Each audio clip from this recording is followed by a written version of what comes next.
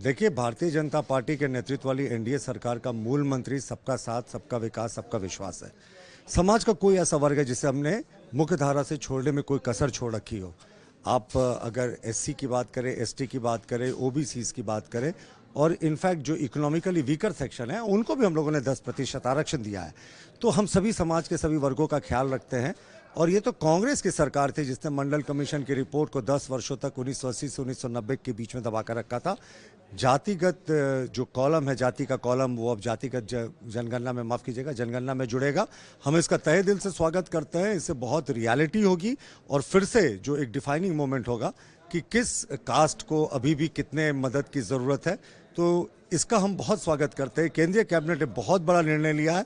हमारे और कांग्रेस के बीच में यही अंतर है, वो सिर्फ बातें बनाते हैं, हम डिलीवर करके दिखाते हैं। हम लोगों की 30 वर्ष पुरानी मांग रही है और ये हमारे पुरखों की जीत है, समाजवादियों की जीत है, लालू जी की जीत है।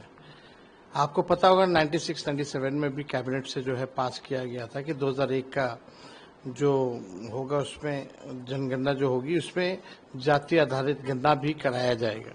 लेकिन उस समय अटल बिहारी जी सरकार में थे 2001 में, तो ये नहीं हो पाया। फिर हम लोगों की मांग थी, मनमोहन जी प्रधानमंत्री बने 2011 में हुई, तो जातीय जनगणना जो है और इसमें इंक्लूड किया गया था।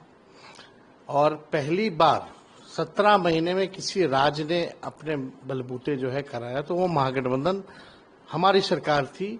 तब जो है बिहार में जाति आधारित गणना हुई। और पूर्व में भी इससे पहले हम पूरे बिहार के सभी दल के लोगों को लेकर के प्रधानमंत्री जी से मिलने गए थे। तब प्रधानमंत्री जी ने मना कर दिया था। पार्लियामेंट में इनके कई केंद्र मंत्रियों ने मना किया। लेकिन आज हम लोगों की ताकत देखिए, समाजवादियों की ताकत देखिए कि इनको हमारे ही एजेंडे पर जो है काम करना पड़ रहा है।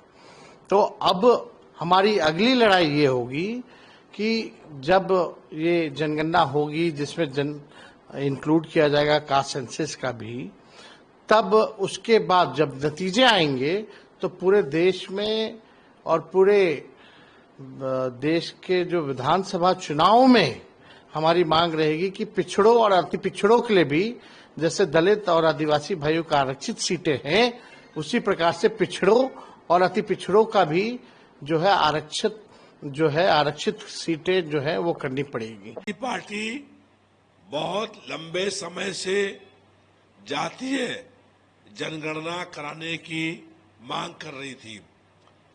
आज उस मांग को सरकार ने स्वीकार कर लिया है। ये देश के दलितों और पिछड़ों की जीत है। समाजवादी पार्टी ये चाहती है कि जिसकी जितनी संख्या हो उसकी उतनी भागीदारी हो। जातीय आधार पर जनगणना के बाद देश के दलितों को, पिछड़े वर्ग के लोगों को और कमजोर वर्ग के लोगों को उनका न्याय, अधिकार, हक और सम्मान मिलेगा।